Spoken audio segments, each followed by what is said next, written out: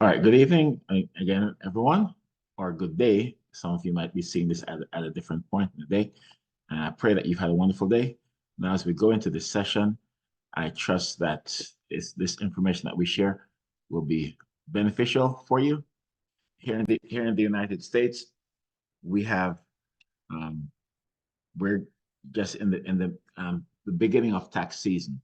Tax season for some of us is an exciting time. For others of us, it's a scary time. But whatever the case, it's tax season, and I trust that if you've gotten your tax documents yet or thinking about that process, some of us can prepare our own taxes. Others have people prepare them for us. Whatever the case, I pray that this information will be um, impactful for you. Our church, again, is Word Life Christian Fellowship. And just a brief thing about our church, our vision is changing our world with the Word. And our mission statement says that Word Life Christian Fellowship, Word Life Christian Fellowship exists to equip people with the transformative Word of God and the tools to empower them to embrace and fulfill their divine ordained purpose. That's the reason why we exist as a church. Okay, so tonight we're looking at what you need to know when filing your taxes. Taxes are due, or tax are due are on April 15th each year for individuals.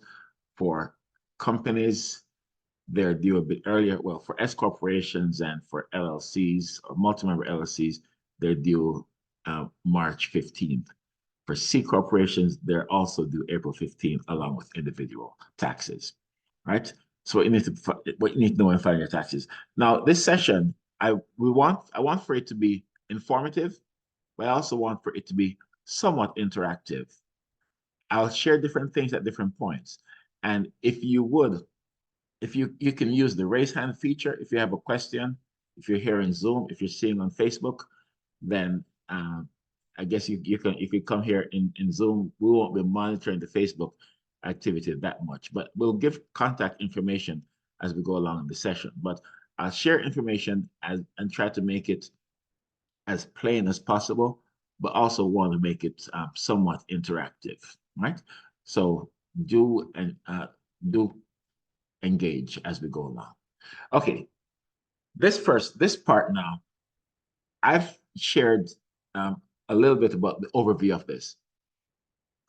For you, I'm going to stop the screen share in a moment, but whenever I have sessions, we have sessions like this, I believe it's important. If you go to a seminar, you don't go there for other people, you go there for yourself. Why?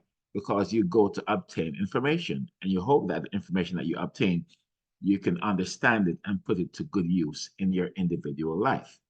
And so, and you've come here for different reasons, or you're watching on Facebook or watch the recording at a different point.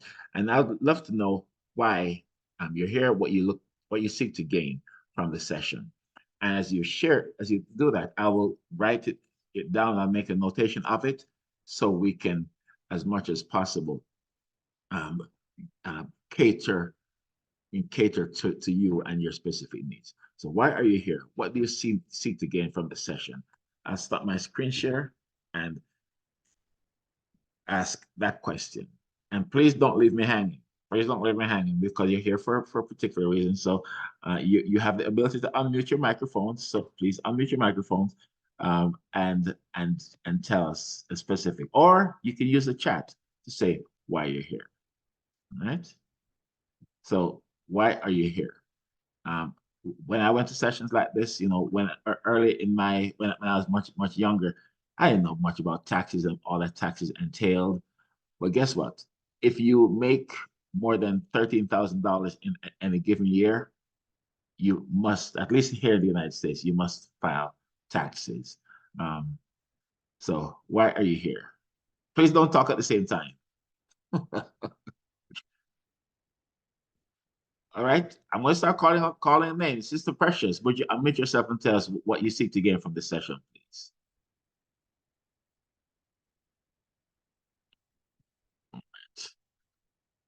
Precious Herring. Yes, I hope you can hear me because Yes, I can hear you just fine. Mhm. okay, good. Yes. So gain knowledge, to get information on filing taxes, especially business, the business aspect of it, business taxes, Okay. and yeah, and basically yes, All right.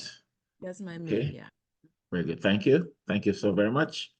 Um, Vanel, Sister Vanel, would you tell us why you're here?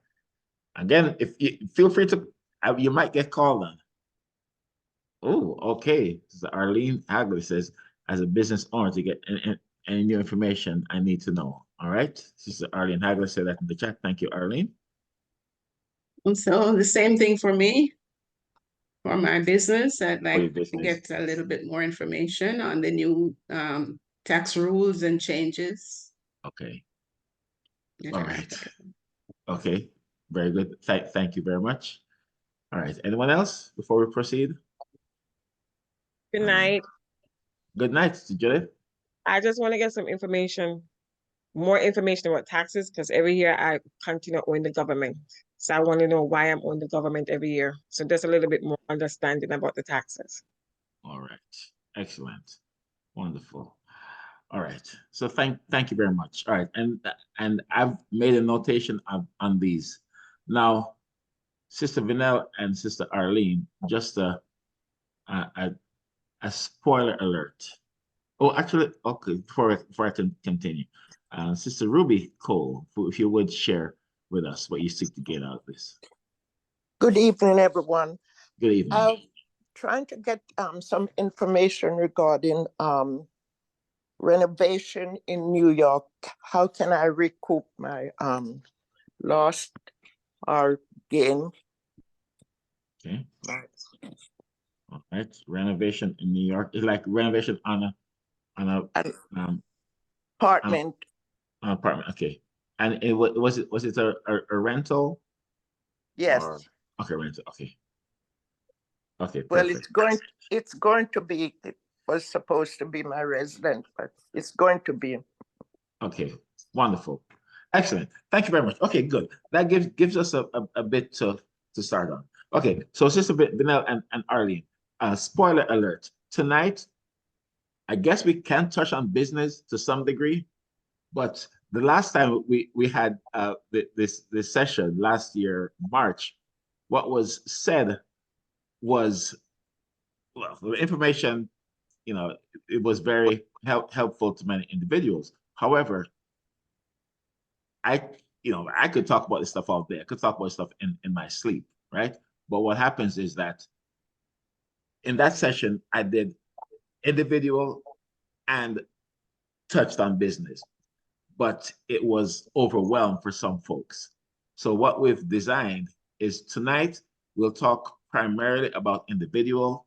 If time permits, we will touch to some degree on business. Then the first Thursday of each month, we will have a seminar. So the next seminar on Thursday, March 7th, we will focus on business, right? What you need to do for business taxes.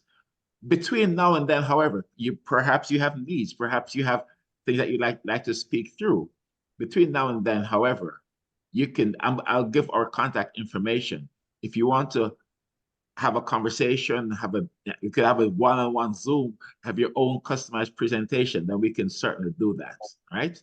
And I'm happy to share with you in this capacity, because it's so very important, so very essential that you have the information that you need. All right. So for this particular session, we'll focus on individual.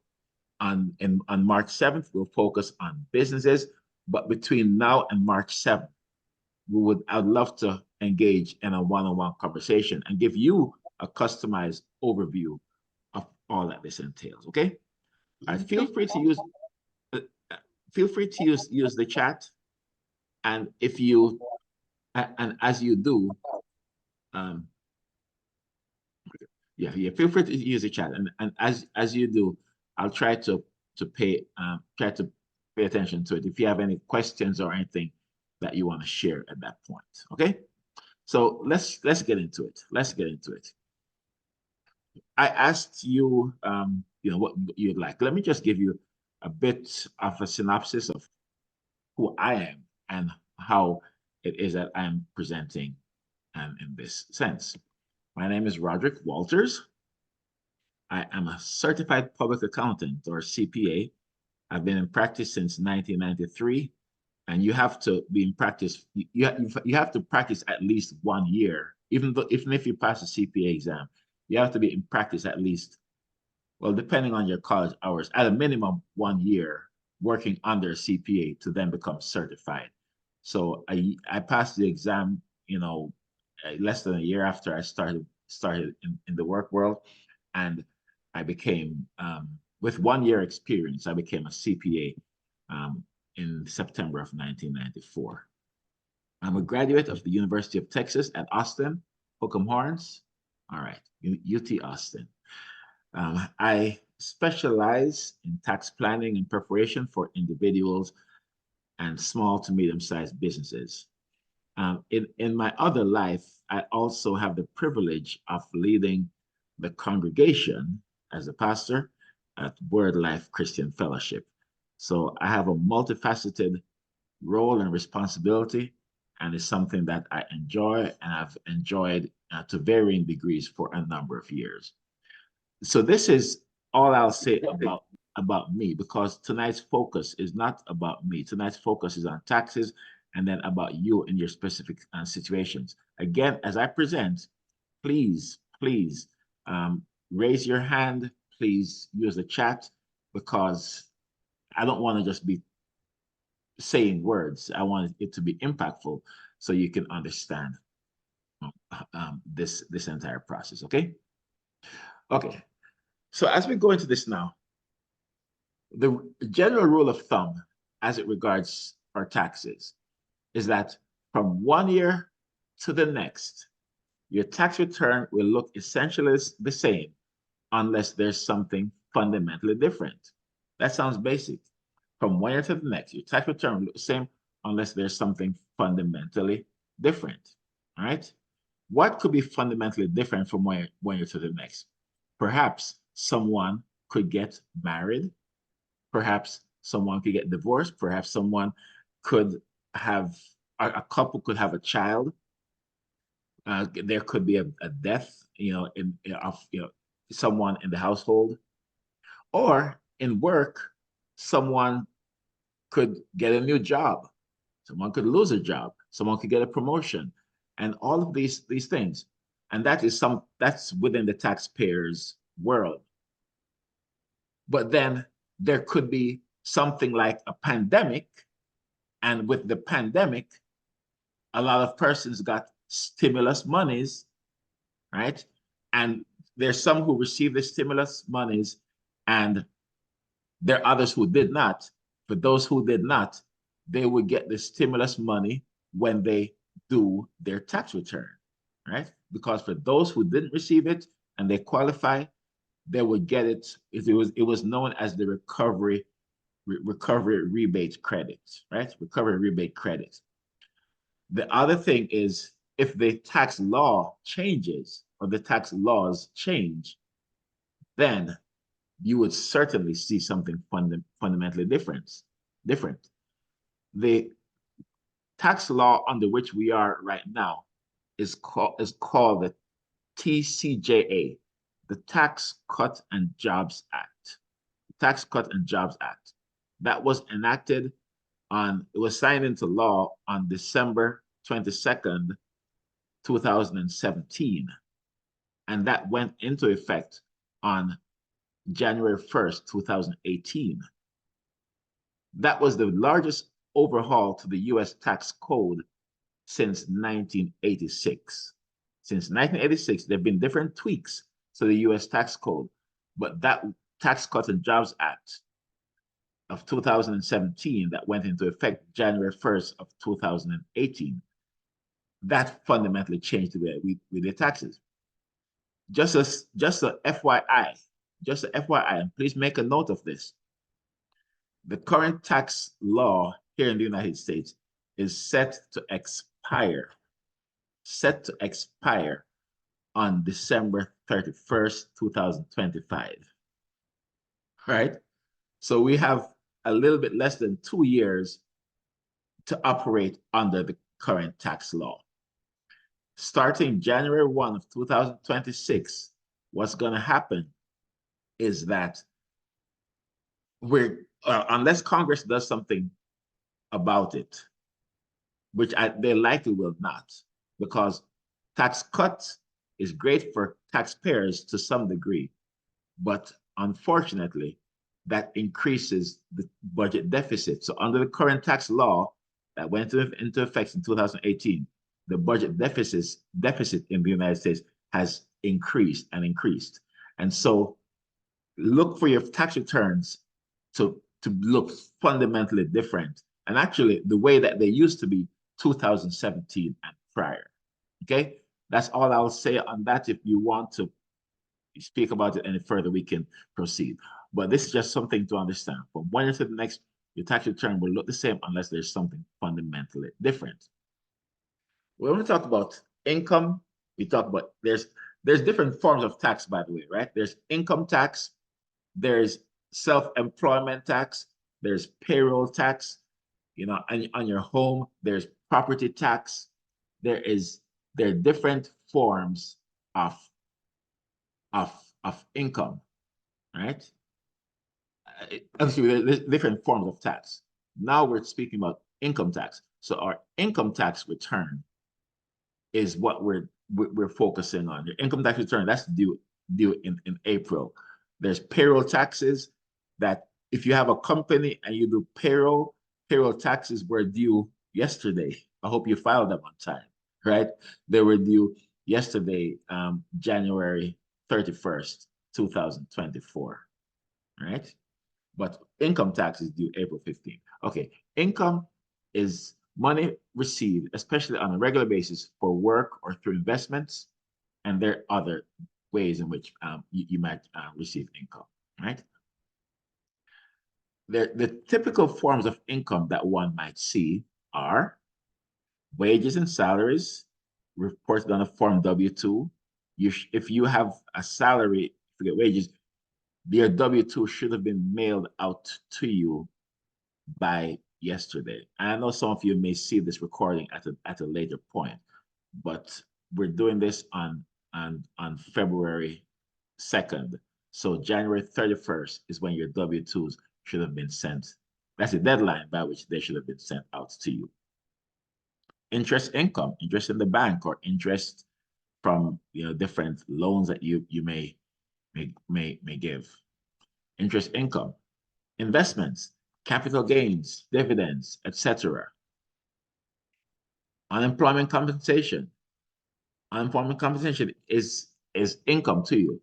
Now during COVID, I think for tax year 2020, for tax year 2020, unemployment up to, I believe, $10,000 was not treated as income because the government made these concessions for individuals and for families who were just potentially going through a challenging time. So I think the first $10,000 of unemployment income in 2020 was not considered taxable income for these purposes. But generally speaking, unemployment compensation is considered income. Retirement income, if you have a pension or if you have an IRA, individual retirement account, that is considered taxable income. Social Security, if you're on Social Security, like if you're retired on Social Security, or if you have some form of disability and you or your child or children get Social Security income, Social Security is taxable income.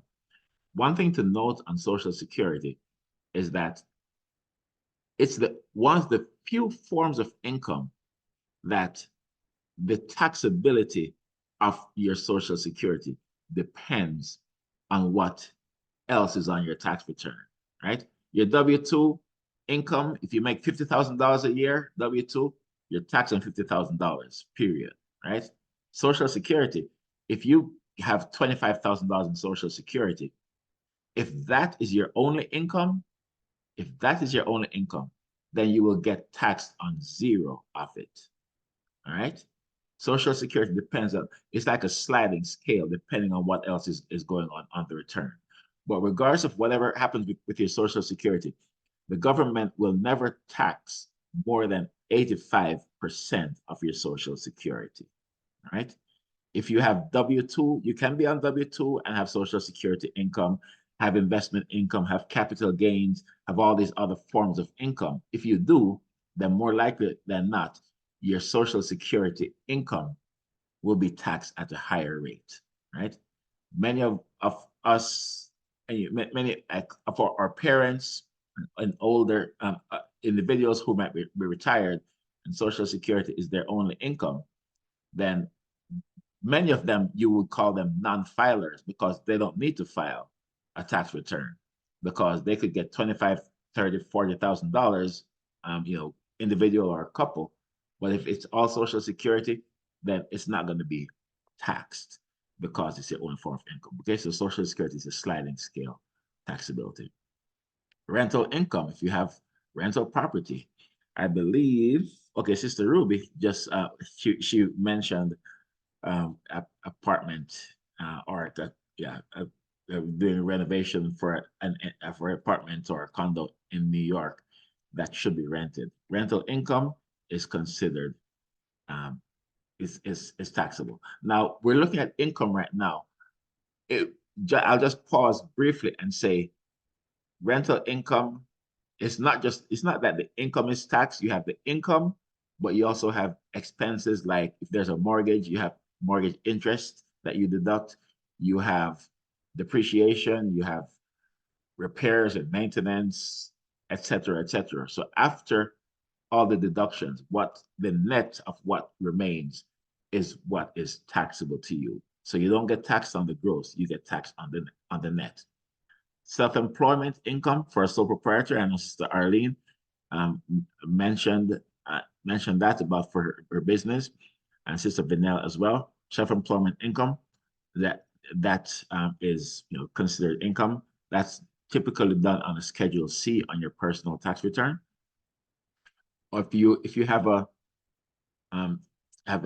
ownership interest in an S corporation or in a partnership or in an LLC, some type of tax conduit. A tax conduit is a company that the company itself does not pay taxes, but rather the income flows through, as in conduit, flows through the company and goes to the owner personal tax return, usually via a form called a K-1.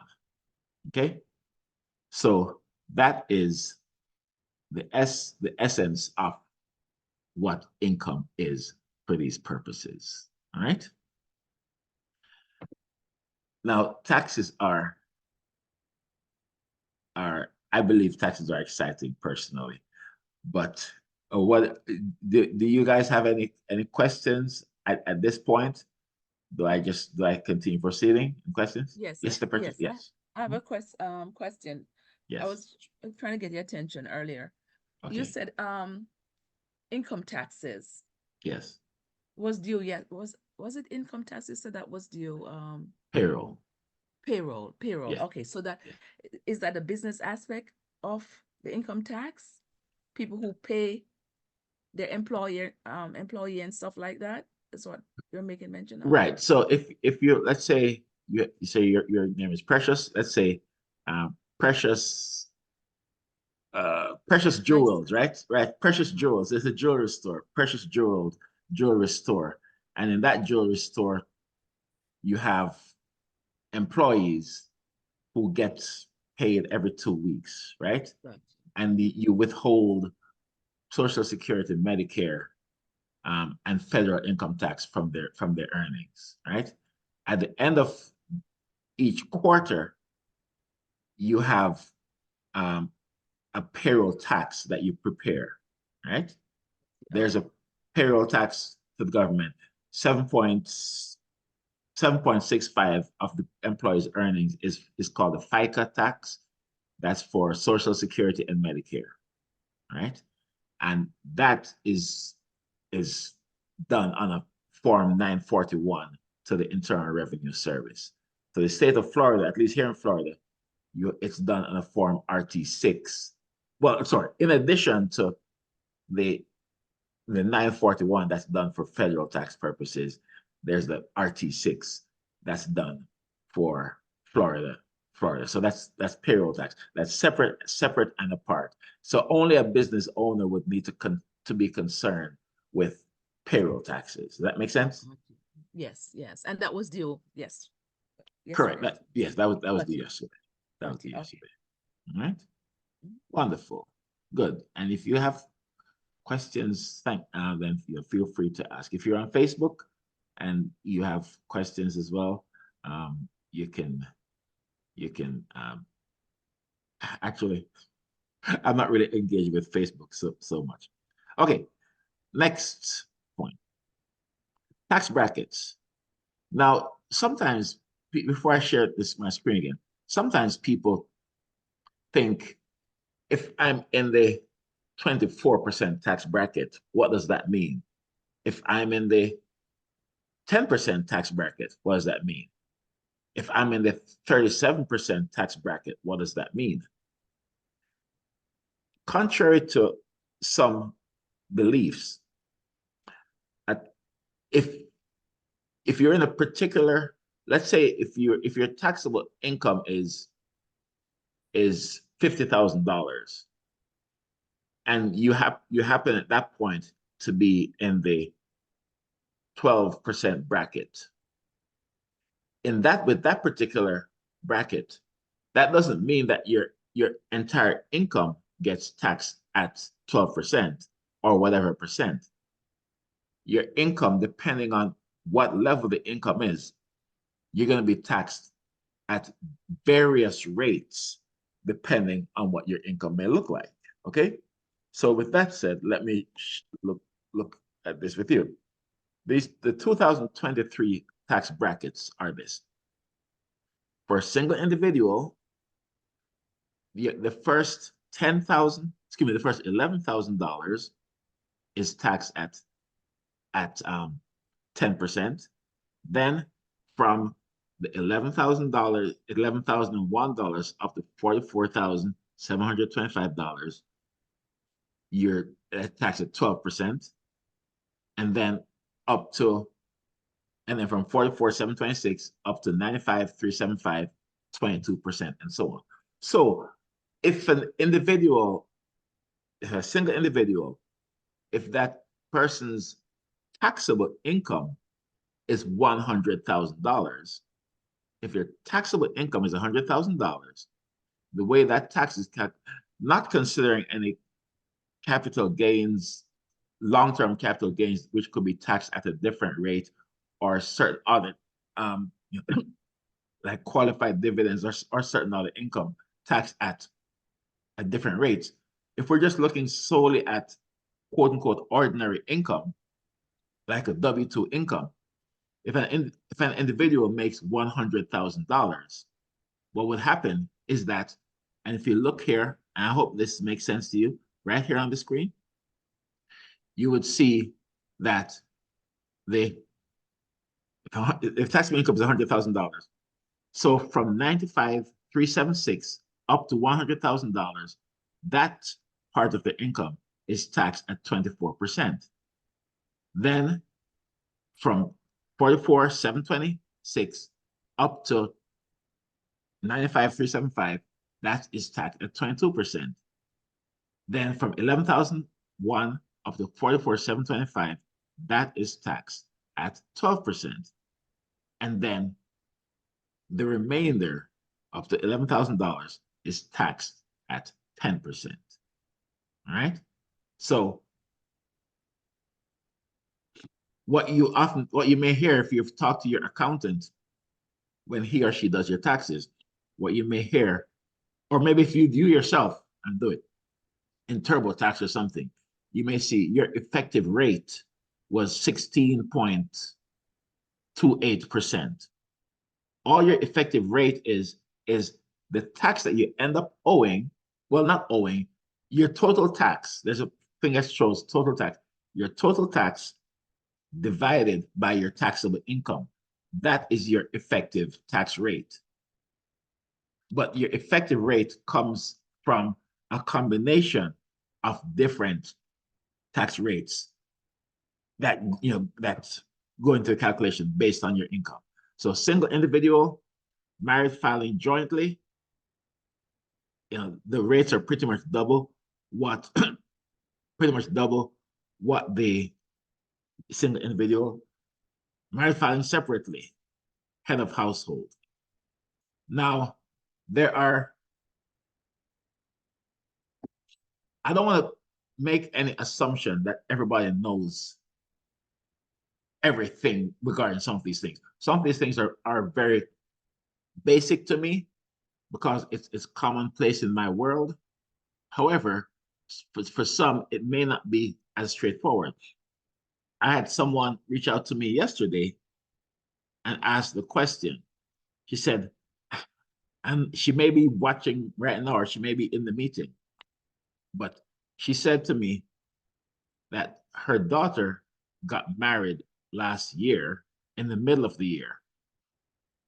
And her daughter was told by her accountant, her daughter was told by her accountant that because she got married less than 6 months before the end of the year, then she can file her tax return as single.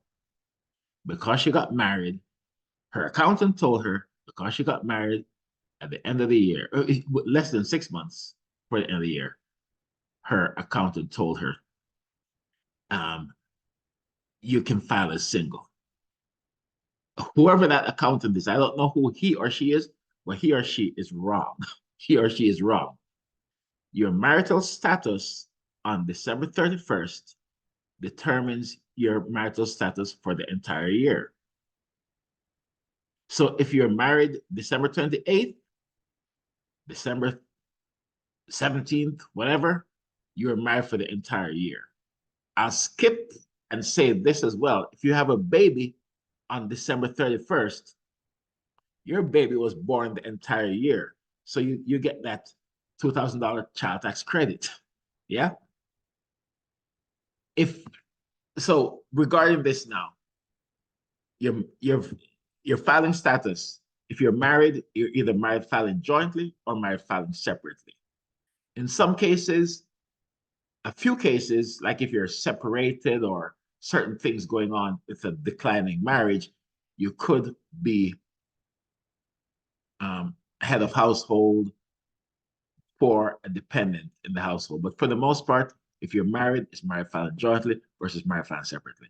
Head of household means that you have typically a family member, like a child, or it could be a parent or some other person for whom you care, who is your dependent. All right. So that's a bit about that. Just because of feedback from last time, I heard, oh, the information was great, but it was so much, it was too much. For me, I could talk about this stuff all day. I don't want to be monotonous, but does this information make sense thus far? I hope, right? So you have different tax brackets. If you're married, you're married. If you're not married, you're not married. I know people. I have a client right now. They're a married couple, happily married, but somebody told them when they came to the United States that, husband, you file as single because your marriage was in another country. Your marriage was in another country. So husband filed as single, wife, you file as head of household, and you claim the children. That is wrong. That is very, very, very, very wrong. And in the event of an IRS audit, they would have some money to pay back, because in that particular instance, what happened is we're going to talk about standard deduction and all these things in a moment.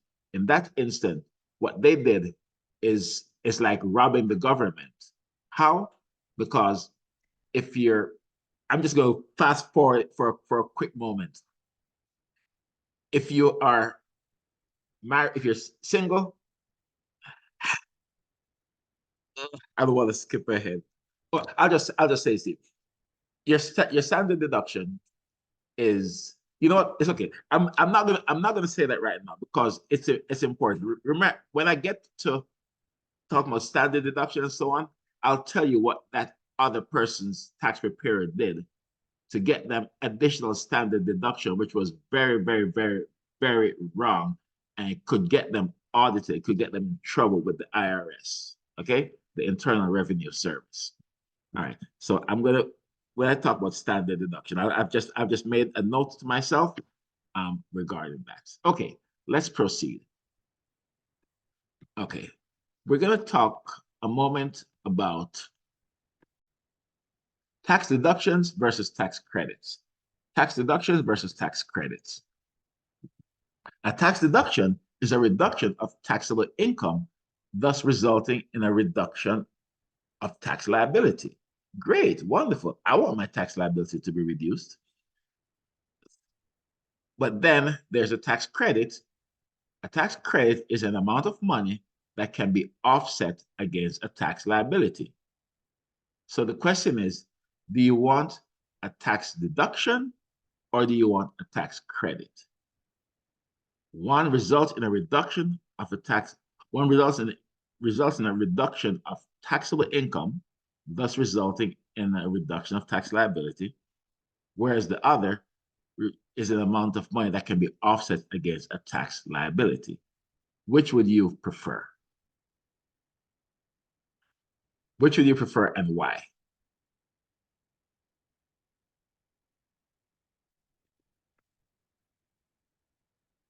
Come on. Mr. Precious, you want to take a stab at it? Yeah, I want to take a stab at it, but let me ask you a question that will probably give me a better understanding. Mhm. If a person is retired, Yes. and I heard you mention that for it to be taxed for taxable income, it has to be 14,000. I know. Yeah, Right? well, kind of sort of, yeah. But so if a person is retired and they're getting Social Security, Mm-hmm. they also have to pay income tax, even though they had paid tax on their income before they were retired. Oh, yeah, for sure. Okay. Yes. So tax credit. Tax And is, when I said tax credit, the question that you asked, because I would want some money back in on my tax return. okay. You guessed it right, but the rationale was not the ideal rationale. Okay. Okay. So here we go. A tax credit versus a tax deduction. A tax deduction reduces the amount of income that is then going to be subject to the tax bracket formula, right? So if taxable income is $50,000 and you have a $10,000 tax deduction, so your taxable income now becomes $40,000, and then the $40,000 goes into the formula, compared to a tax credit where your total income tax is $15,000. You have a $2,000 tax credit, and a $2,000 tax credit reduces your income tax from $15,000 down to $13,000. So in that scenario, it is better to have a $2,000 tax credit than to have a $10,000 tax deduction, because a tax credit is a direct dollar for dollar reduction of the taxes that you owe, as opposed to the tax deduction, which reduces the taxable income that then goes into the formula. Does that make sense? Yeah. Okay. Again, please feel free to raise your hand, use the raise hand feature, use the chat, etc., whatever you will. So tax credits, generally speaking, you want a tax credit more than a tax deduction. Deduction. Okay, got you. Yeah, that Perfect. makes sense. Good. A You refundable. don't want to, in the middle of the year, you don't want to see that envelope that has that IRS logo on it. Oh, okay. Ah. Refundable tax credits versus non-refundable tax credits. Refundable, okay. A refundable tax credit is a tax credit that can be used to reduce a federal tax refund larger than the amount paid throughout the year. Yes, Sister Judith is asking a question too. Okay, actually, I could go ahead and stop now. Listen, I'm happy to share, but I want to make it interactive. How do you get a tax credit? Okay, how do you get a tax credit? Well, I'm going to show you some things here in a moment and show you some types of tax credits, because it's not just that you decide, hey, I want a tax credit, right? Because tax credits, you could go buy an electric vehicle, right? That's a tax. You can get potentially up to $7,500 tax credit in buying an electric vehicle, right? But pump the brakes is not applicable to every electric vehicle, and so on, right? So I'm gonna come back to your question in a moment, Sister Judith. Okay. Okay, a refundable tax credit is a credit that can be used to generate a tax refund larger than the amount of the tax paid throughout the year. Versus non-refundable tax credit, a tax credit that can only be used to reduce income taxes owed. It cannot be used to increase a refund or to create a tax refund when there otherwise would not have been one. Right? So just to say this in layman's terms, let's say a taxpayer has their total income tax is $5,000, right? And they have okay, just to keep with the electric vehicle credit about which we spoke. The total tax is $5,000. And they got an electric vehicle that qualifies for up to $7,500 credit. The electric vehicle credit is a non-refundable credit. And so think of that scenario. Total tax, $5,000, potentially $7,500 credit. It's a refundable credit. So it is a tax credit that can only be used to reduce income taxes owed. It cannot be used to increase a tax refund or to create a tax refund when there otherwise would not have been one. So in that scenario, what that $7,500 credit would do, it would reduce the amount owed, the $5,000 taxes, it would reduce it down to zero, but it could not be refundable. So you would not get the additional $2,500. The additional $2,500 would just be money that's lost, because it's nothing, it's just gone. There's no carryover to the following year, it's just gone. That's a refundable credit. But then you have, that's a non-refundable credit. Then you have refundable credits, and a refundable credit is a credit that you owed, your total tax is keep with the same example.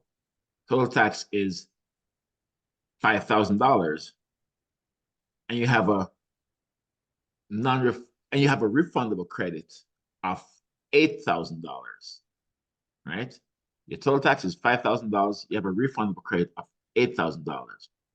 What will happen is that the $8,000 refundable credit, the defined refundable credit, a tax credit that can be used to generate a larger tax refund than the amount paid throughout the year.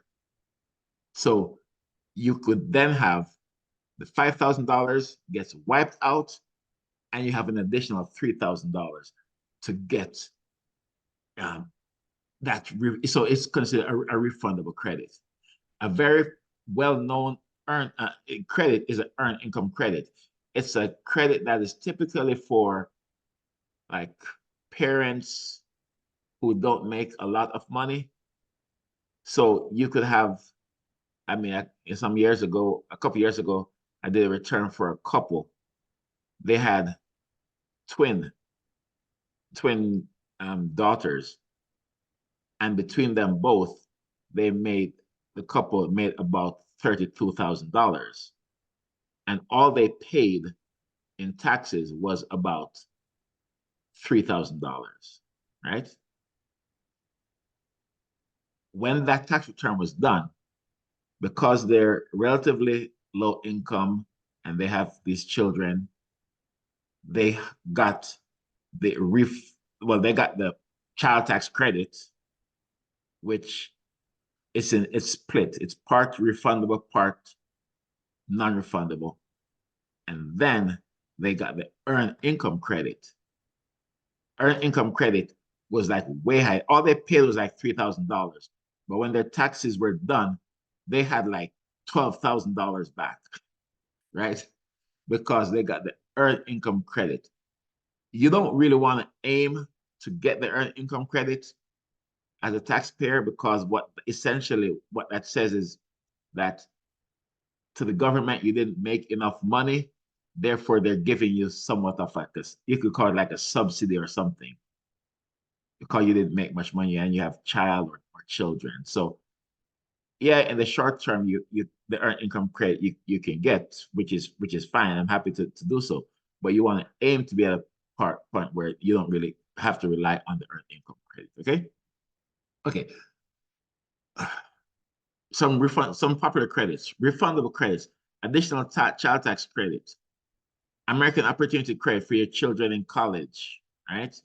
Earned income credit, which I just referenced. It's a refundable credit.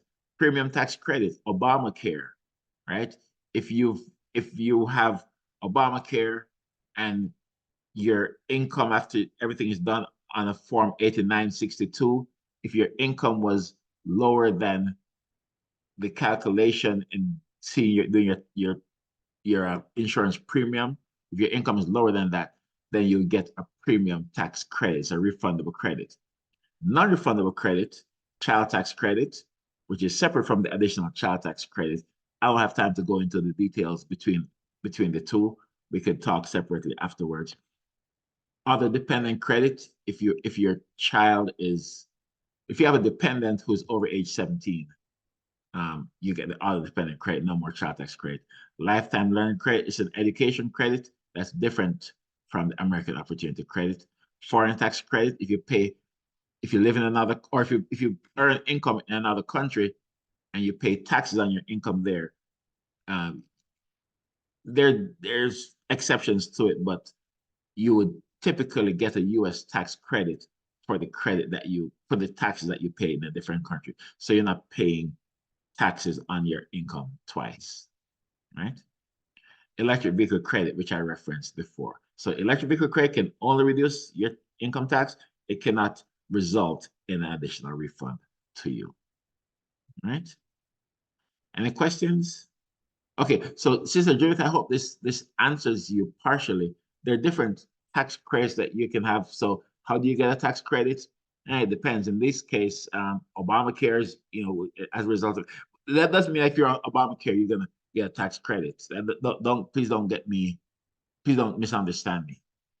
There are different ways and means to get so. Again, I'm talking in general terms here. I like to deal with clients or individuals in specific means, so I can look at their specific circumstance. So I'll put our contact information on the on the screen before we're done with the session today, because I like to be as customized to each individual as much as possible, but I'm speaking more in general terms here.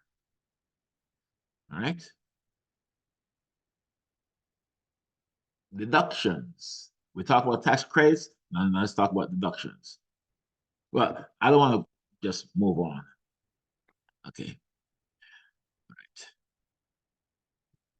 All right. Any questions? Okay.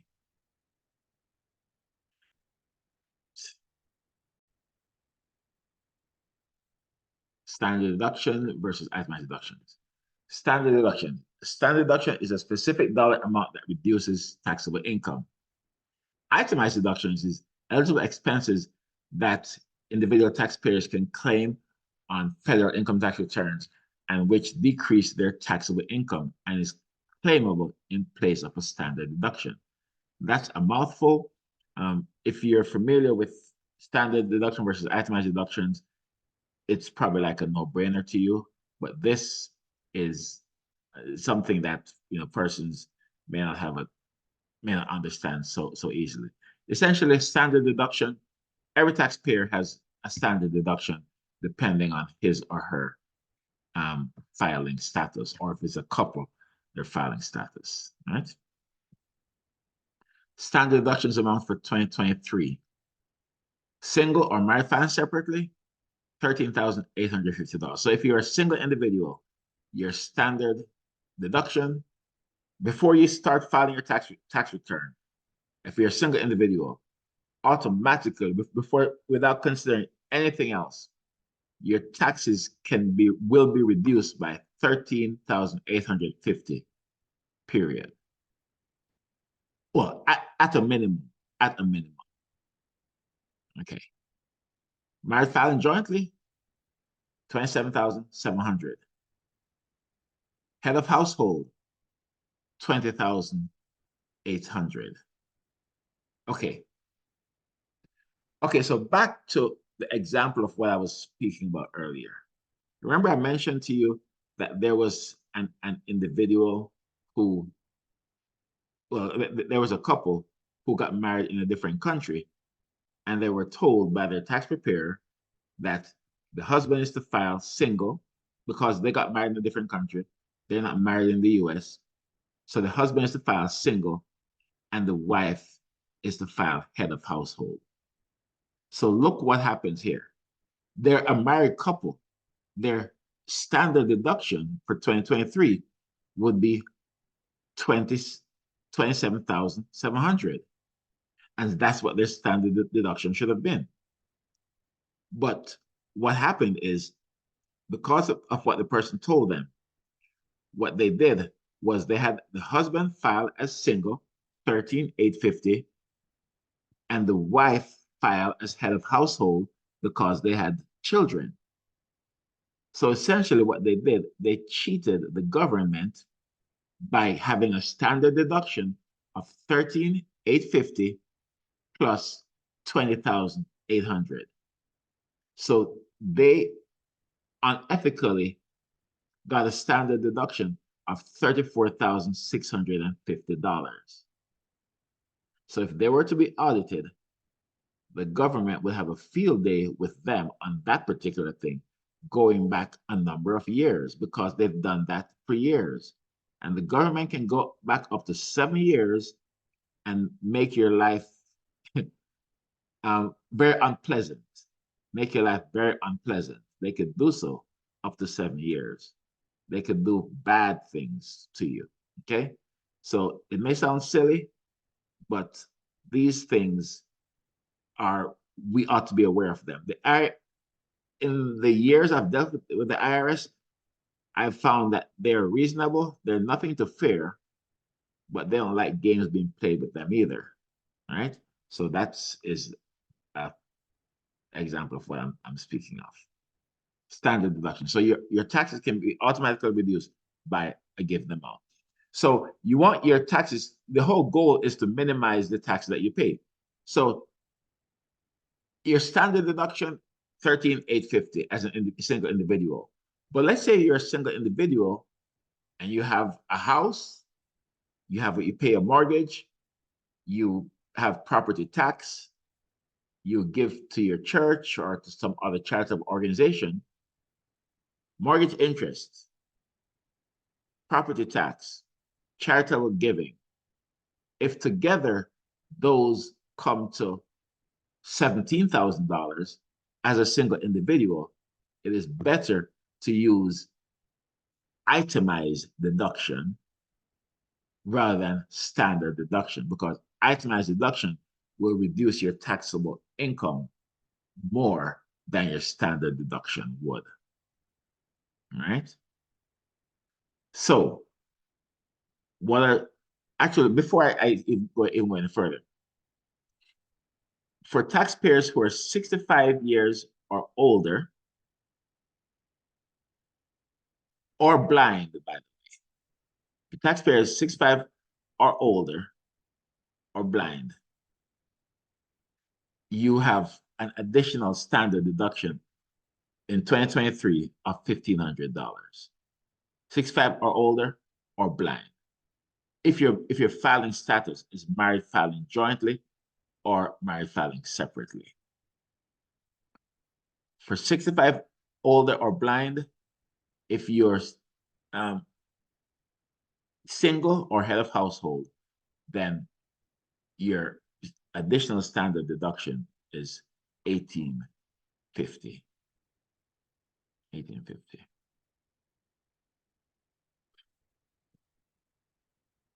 All right.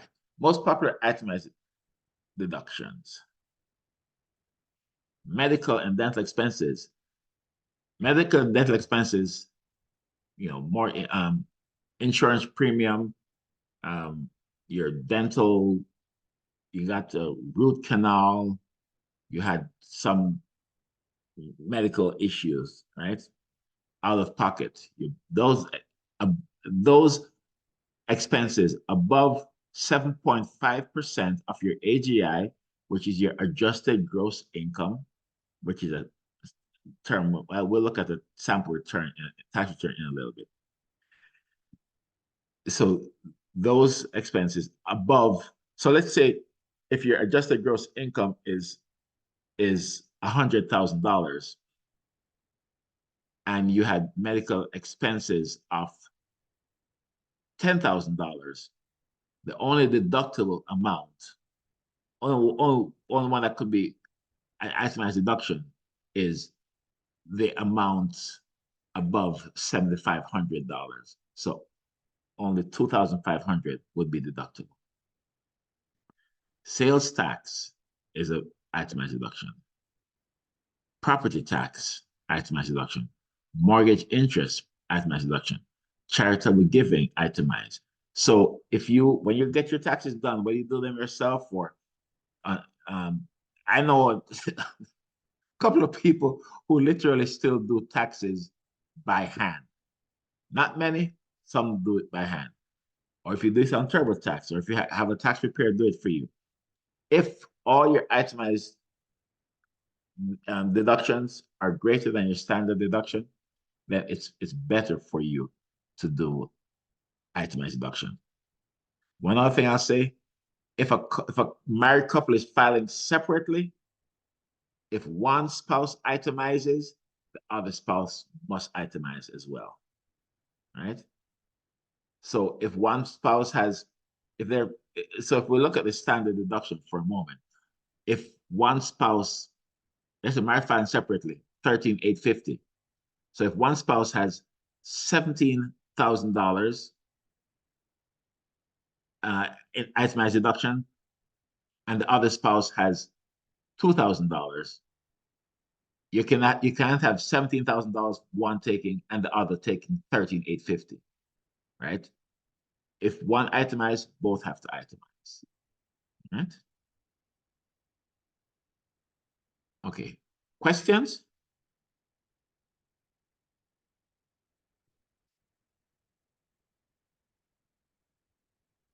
You muted, Sister Fennell? You muted?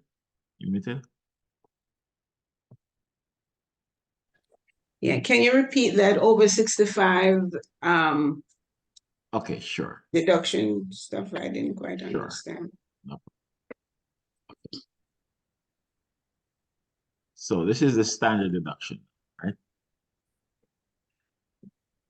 So for taxpayers who are over 65, if you're a single individual over 65, okay, let's look at it for a single individual. Standard deduction is 13,850. That person, single, over age 65, so that person is 70, right? So that person's standard deduction goes from 13,850 to 15,700 because they're over 65 or blind, right? So they have an additional standard deduction. So for a married couple, MFJ, married filing jointly, or MFS, right? A married couple,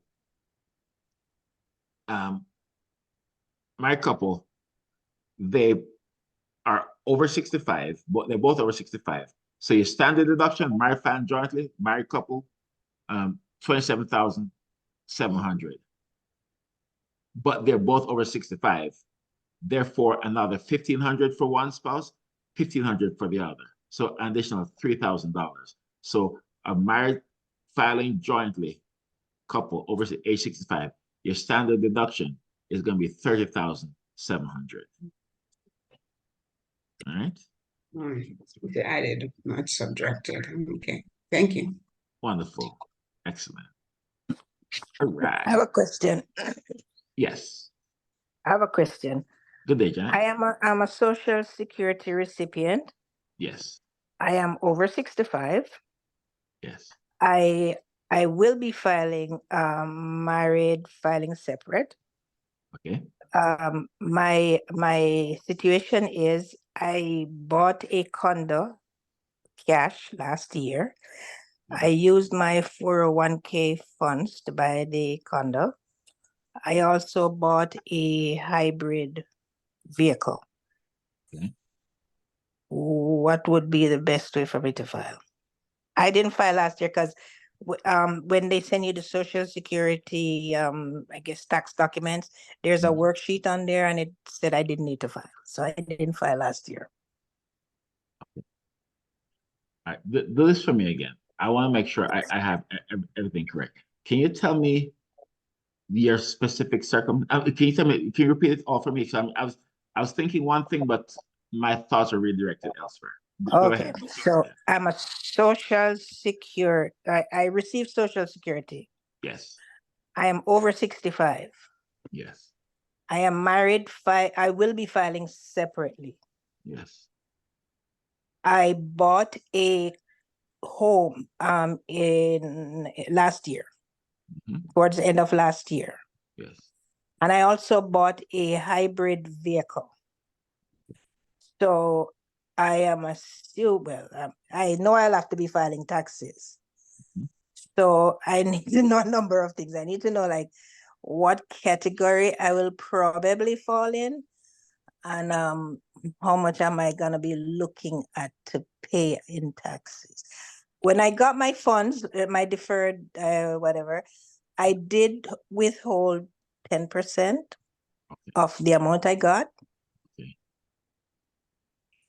So Okay. So is Social Security then the only income? Social Security was my only income. Okay. Okay. And you got 10% withheld of your Social Security? No, the money that I used to buy the property, Yes.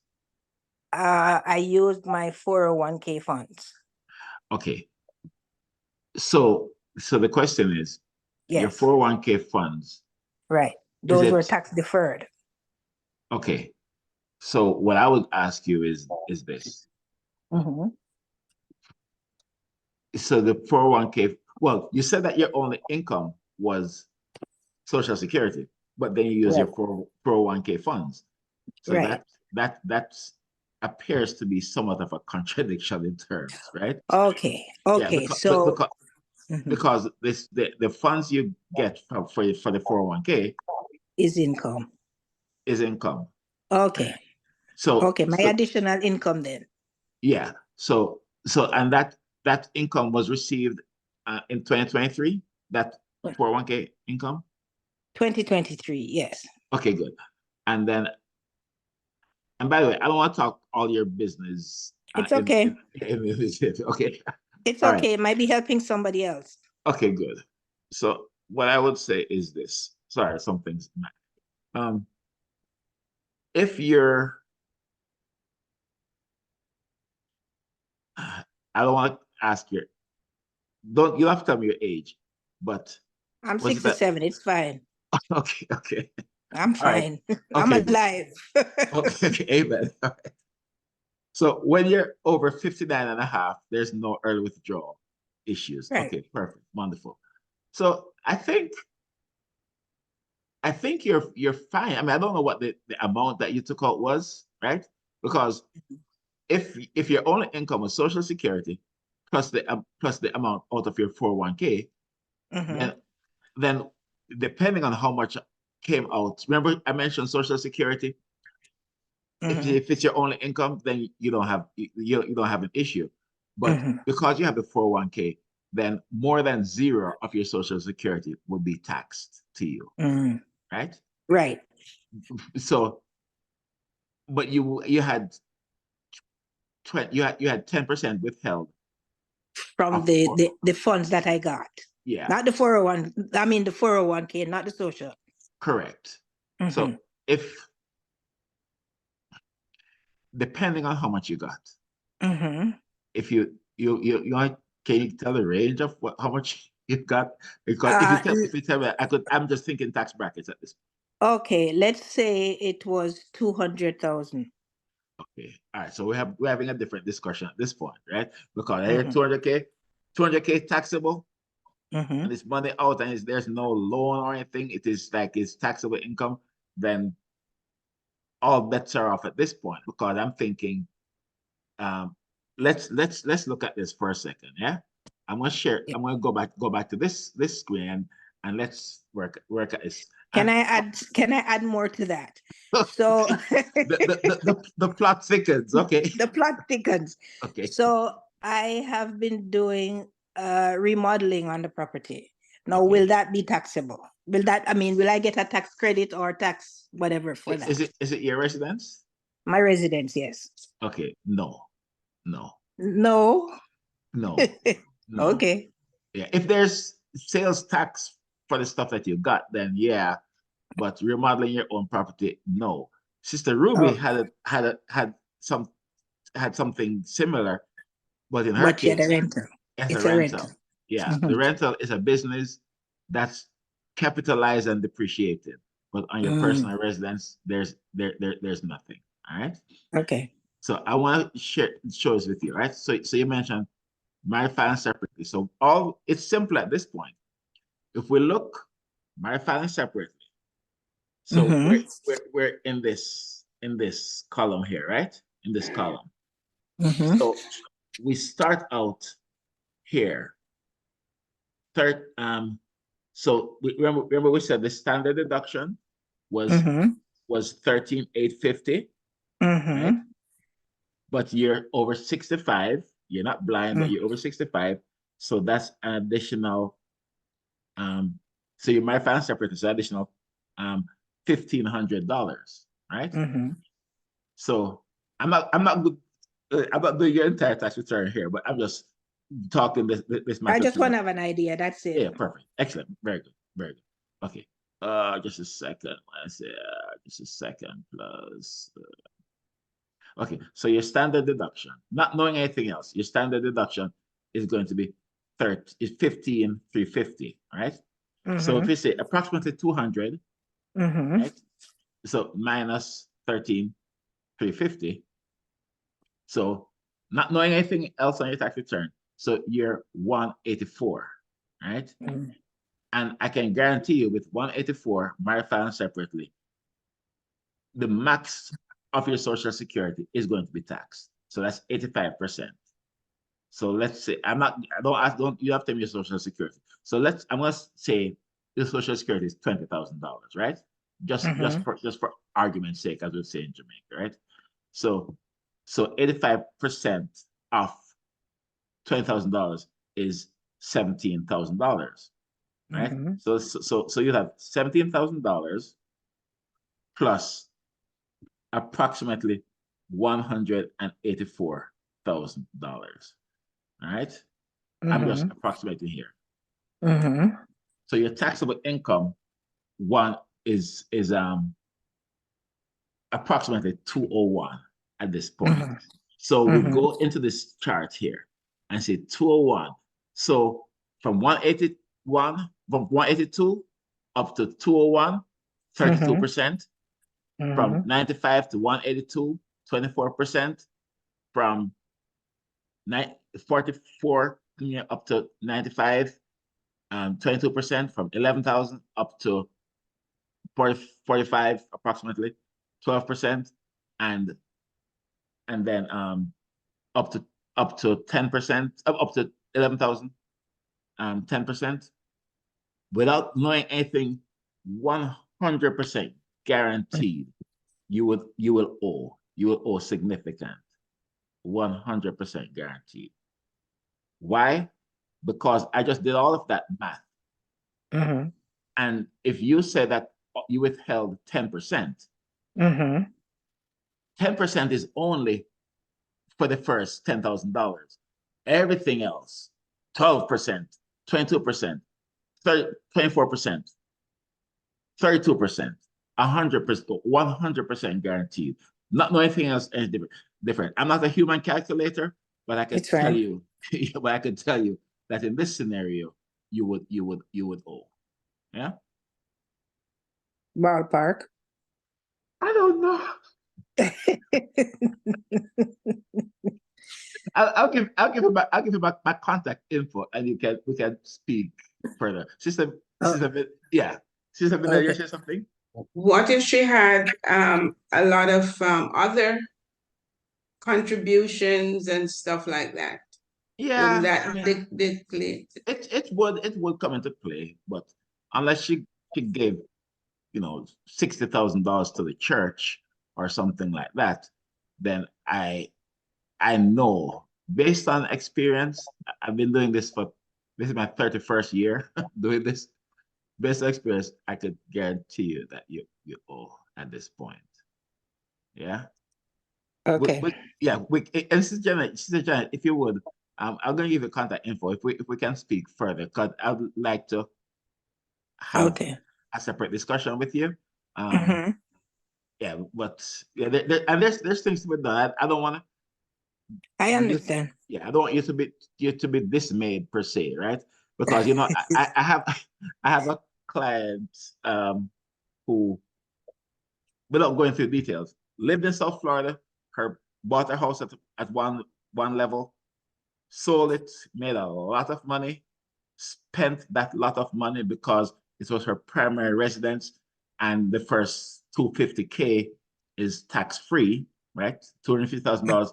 You sell, that's a FYI. If you sell your house, the first $250,000 of capital gain is tax free. If you're married, How long ago would that last for? I know there's a time limit for that. there's no time. Well, that's all. That's not even true. If you live in the house for 2 years and you sell it, Mm. right? Then the capital gain is tax free up to $250,000. So if you buy it for 100, sell it for 350, capital gains of 250, tax free. If you're married filing jointly, capital gains is $500,000. Capital gain exception $500,000. Okay. Okay. All right. All right. But yeah. Yeah, I I just will need your information. Okay. Perfect. Excellent. Just a thing. You see, and this is why I didn't want to touch business tonight, because business is a whole different ball game, so to speak. But I'm happy to have a business discussion with anybody. as needed. I just want to take you through this quick example. This is actually a 2022 return that I can some. Don't worry, I'm not putting some client's social security number on the internet, right? I'm not. This is just a sample return that I did for best client who is married to best ever client, right? They live in Coral Gables, Florida. They have 2 children, a son and a daughter, princess client and prince client, okay? And all of these social security numbers are fictitious. Okay, so what you see here is that they're up top, you'll see they're married filing jointly. Great, wonderful. Then you see their W-2 income was $104,000. Cool, right? Then they had some interest income, some dividend income. And if you look, they had Social Security income, great, of $6,300, right?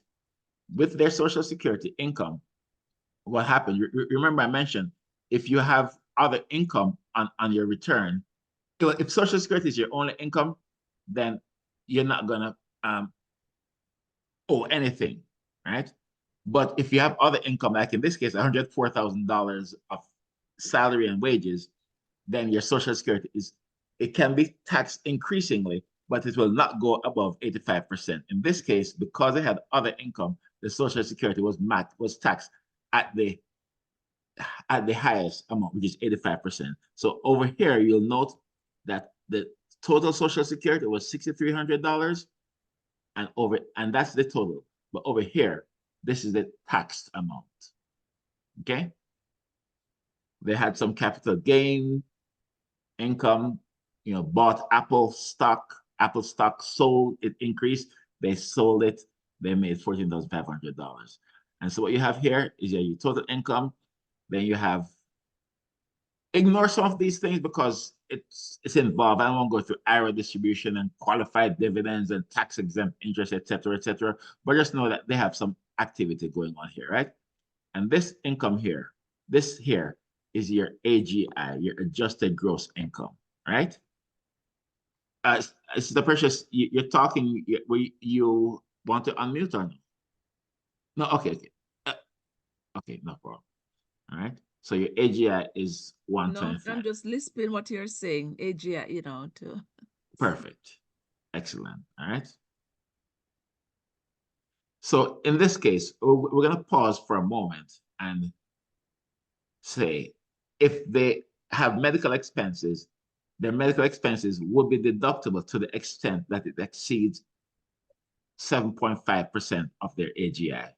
And 7.5% of their AGI, adjusted gross income, of 125,434 is 9,408, right? So if they had $10,000 of medical expenses, it would be deductible on a Schedule A. Only like $600 will be deductible because it's deductible up to any amount above 7.5% of AGI, right?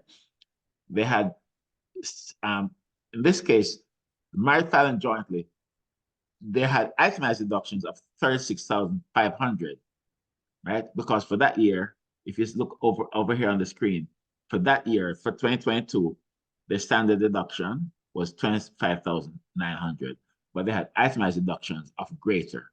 That's what they had. Then your taxable income in this case was $88,694. 88,694. All right. And so based on this, based on this, just going through the tax chart that we looked at, their taxable income was, their income tax rather, on $88,000, their income tax was 9928. 9928.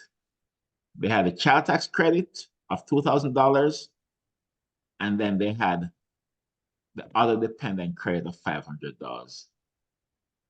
I don't want to go through all of these. I mean, this is a little bit more complicated than an introductory tax return, but I'm just showing you some of these things, right? this is important to note. A lot of the times when people get their taxes done, all they are fixated on, in this case, there's a $9,000 refund. Wow, great, wonderful, that's amazing. $9,000 refund. Thank God for $9,000 refund. But what we want to note is this. The more important figure on your tax return is not how much you're getting back or how much you owe. The more important figure is this line that says your total tax. Your total tax, because your total tax is really what dictates what your tax is. Most people would look at it and say, wow, I have a $9,000 refund. Yeah, but in the process of getting a $9,000 refund, you were without $14,500 for the year. Well, that's not even true. 13,500 withheld from the W-2 and so on, right? If they withheld zero, they would owe $5,300. In this case, they withheld and got a tax credit of 14,500, so they got a refund of $9,000. Time doesn't allow me to really go into this like I want to go into it, but focus on your total tax, because if you can work on minimizing your taxable income, utilizing tax credits, etc., you can control and minimize what your total tax would be. All right. I hope. So the government got to use your $9,000 while you were out of it. Yes, absolutely. Some people, pardon me, I don't know if any other Jamaicans are here, but some people like to do that, give it to the government, because they look at it like partner money. Yeah. Partner money. Yeah. Because they figure it's best to give it to the government and get a big refund at the end of the year than to have it in hand where they probably wouldn't save it or do with it what they would like. So some people, when they do tax return, they want to get a big refund. And then there are people who have a different thought process. Let's say, I'm not going to give loan the government tax-free money. I mean, interest-free money for the year. I want to owe them when I get my taxes done. So I didn't put more money in their hands as the year went on. And I know this one elderly client of mine, he's the first time, he always get a refund. This one time these taxes and he owed, and he's like, oh, I feel like somebody stabbed me in the heart. I can't believe, oh, I owe the IRS. Oh, what am I going to Mr. Charles, yeah? Mr. Charles, yeah. He says, oh, what am I going to do? They're going to come take my house. I said, Mr. Charles, no, it's not a big deal. It's not a big deal. It's just a process. So with him, after a while, when I did his taxes, if he owed, I would talk to his daughter. Not him. Because, as a matter of fact, and he was getting older and had some issues going on. And so his daughter and I had a scheme to, if he owed, I'd deal with the daughter and file that legit tax return. But for him, I would create another tax return that shows that he has a refund, just so he can have peace of mind. Because if he owes, oh gosh, you stabbed me in the heart. Oh. All right. He becomes Sanford. Yeah, exactly. Esther, I'm coming to join you. Honey. Yeah. All right. Any questions? For the non-Jamaicans, can we explain what Padna or Padma money is? Padma, funny. Well, it's like Susu. Oh, Susu. Isn't that Susu? Yeah, it's Susu. Okay. Thank you. Got it. Okay. All right. What they call that? What? Unofficial banking, right? Unofficial banking, yeah. Unofficial banking. Yeah. All right. Anyone else? Any other questions? I tried to make this as general as possible. And Sister Janet, thank you for the question you asked. And I hope that as we talked it through, we see a bit about how this process works. When I was in high school, God bless my mother. When I was in high school, my mom was she's now with the Lord, but my mom was taking a bookkeeping class at night, right? And in bookkeeping, she got into doing these numbers and everything. And she took on the challenge of preparing taxes.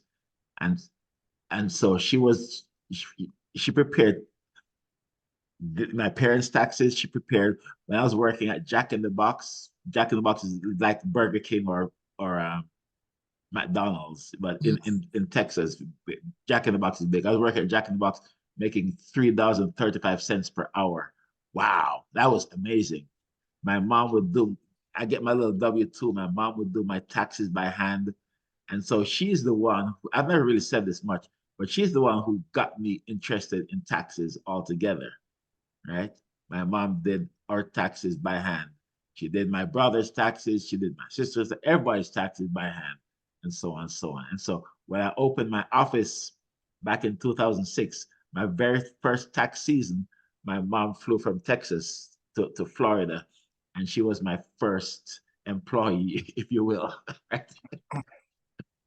Yeah, help me. And so we did taxes together and served clients. So that was a really amazing thing. But taxes for me is like, it's like inhaling and exhaling. It's just a natural part of me. I don't claim to be the biggest tax expert, but I love it. This season of me, for me right now, is the most wonderful time of the year, other than Christmas, right? Right? Because I love it. Now, and it's not so much about I love it, is that I like helping people with financial matters, right? Because money matters. I have a client who just last week came to my office, and he came to my office trembling. He held up to me this IRS notice. And Sister Janet, I don't know what you owe. I don't need to know what you owe. We could talk separately about that. But when that client came and he owed the IRS $189,541. 189,541 is what he owed the IRS. And I looked at the notice, all 6 pages of the notice, got involved with the notice, etc., etc., etc. And when I was done and deal with the IRS, etc., etc., etc., that $189,000 that he owed went down to zero. Zero. Zero. He owes the IRS zero. And things like that is what I'm talking about. You cannot put a price tag on that. 189,000 IRS is going to come down on him like a ton of bricks. Walked away owing zero. I like to help clients. As a minister, I see doing taxes as a ministry. Yeah? A ministry. It's not about making money. It's about helping people and talking with people about their matters and being proactive. I prepare taxes, but I also help. I'm a tax planner, not just a tax preparer, because a preparer comes after the fact. 2023 is done and over, and there are a handful of things that you could do today to impact 2023 taxes. A handful of things, right? But the year is over. You could plan 2024 taxes today, right? Okay. I trust that this has been informative and helpful for you as we've gone through this process. Any additional questions before we look to wrap up? Any additional questions? Okay. All right. All right. So just a handful of things now, right? If you would like to have if you with a church or some organization and you want a similar presentation, whether it be virtual or in person, we can coordinate that. This I do happily, readily. We do it on behalf of the church. I'm happy to do so. We can coordinate to have that discussion. You can call us at the contact info you see on the screen. All right. I'm happy to have, you can do a presentation, or if you want to talk one-on-one, Sister Janet, if we can coordinate on that as well, okay? Okay. Because this is something, this is the church office number, and there's the church email, wordlifecf.org, info@wordlifecf.org. Keep calm and see you soon next session. Yeah, keep calm, see you soon next session, because the next session will be on Thursday, March 7th. The first Thursday of each month, we'll have these seminars. And we're talking taxes this time around. There's different things that we will do as we go along, right? What you need to know when filing business taxes. Business taxes is its own separate thing, but business taxes are due a week after that seminar. So if you have business tax discussions to talk about right now, we could talk about them. You just contact us. The meeting information for that business session is the same as today's meeting, okay? All right. Our church, if you're here in South Florida, we would love to have you sometime, right? You have your own church, great, wonderful, but we'd love to have you visit with us sometime. We meet at our place in Coral Springs, 7881 West Sample Road, Coral Springs, Florida 33065. Our Sunday services are at 8:30 a.m., right? 8:30 a.m. Sunday morning. You can, if you're able to be there physically, great, wonderful. You can also use the same meeting ID for this meeting, and you can join the service, and it's Zoom interactive. So we have persons in the service who are, in different countries, far away as Africa, involved in the service, Jamaica, Canada, UK, etc. Right? So the information is on the screen, the same as today's meeting. Tuesday Bible study is a different meeting ID. Tuesday 7 p.m. we have Bible study. It's on the screen as well. And the monthly seminar is the one that you're in right now, first Thursday of the month at 7 p.m. Right? So this is something that we're serious about, serving the Lord in this capacity and empowering his people to do great wonders. Well, as he does his great wonders through us. Request of you, the purpose of these sessions is not to hear ourselves talk. It's to empower you, right? And so if you would ponder and contact us with this info, areas that you'd like for us to do these Thursday sessions about. These sessions, there's no cost, there's no obligation, there's no request to, there's no demand to come to our church per se. This is just as a public service, right? We do it first Thursday of the month. So today we talk taxes because it's tax season. Everybody has to do taxes. If you want to do us do a seminar on personal finances and budgeting, business entrepreneurship, planning for retirement, or perhaps you're in retirement and you need help in that regard. Goal setting, personal development. These are just some examples. Leadership development, programs for youth and young adults. These are just some that we can do, and then there are others as well. So if you would, you can in the chat, or you can contact us and let us know the areas that you'd like to do these things in, and we'll do them for you, because I mean we're well equipped with knowledgeable, experienced individuals to help in these areas, and we have great relationship with others who are,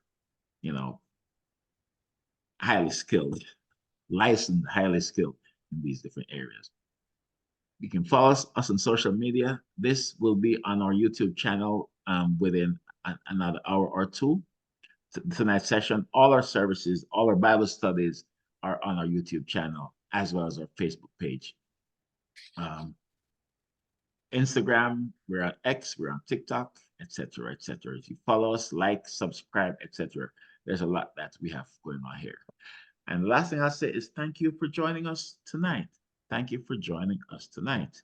I pray that this was a well-spent evening for you. I pray that whoever invited you here would be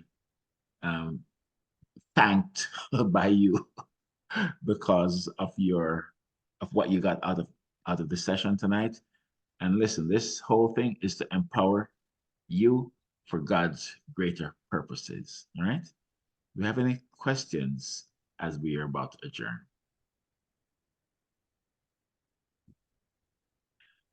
All right. Marcia, you're so very welcome. And everyone else. Okay, Janet, Janet, thank you very much. It's Arlene, you're so very welcome. All right. It's been a joy and a privilege to connect with each of you in this capacity. God is faithful and he's done great wonders. And so let's just thank him before we adjourn this evening. For those who saw us on Facebook, I pray that this was a blessing to you. And do contact us and let us know how we may serve you. And that's it. So let me close in prayer. Father, in the name of Jesus, we thank you for your faithfulness. Praise you, God, for speaking to us, for giving us clarity and helping us, God, through all things to just become wise. You call us to serve you. You call us to be your people, to function in various capacities. But Father, we know as well that it's a challenge living in the world, living the Christian life in this world. I pray that this session tonight was very informative and very helpful for my brothers and sisters as they have engaged with the session. I pray, God, as well that each person would feel empowered knowing that they came to an environment that was encouraging and supportive and just sought to share information, valuable information, so that they would be wise stewards over the resources that you give to us. Father, thank you for being with us tonight. Thank you as well for those who are here for the first time. Thank you for the privilege of connecting with them. I know Sister Janet spoke a bit. I pray you bless her and give her wisdom in all things. Thank you, God, for each person who's here for the first time. And I pray that you just keep us, and may we just embrace your goodness as we go out as we leave this session and going into our world tomorrow more empowered than we were when we came in. Hear our prayers today, God, in the glory of your presence, we're changing. Thank you that we're in your presence. And thank you, God, that you began a good work in us, and you shall forever be faithful to complete it. Hear our prayers and we look to you with grateful hearts and say thanks in the great name of Jesus. Amen. Amen. All right, everyone. Okay, so Sister Janet, you got the contact info, correct? Yes. Okay, wonderful. Yeah. Let's have a conversation, and I hope to set your mind at ease. Yeah, set your mind at ease regarding all these matters. All right, Okay. everyone. Thank you, Thank you. everybody, for joining us. Have a blessed Thank night. you, and good night, everyone. All Good right. night. Wonderful. Thank you. Good night, everyone. Good night.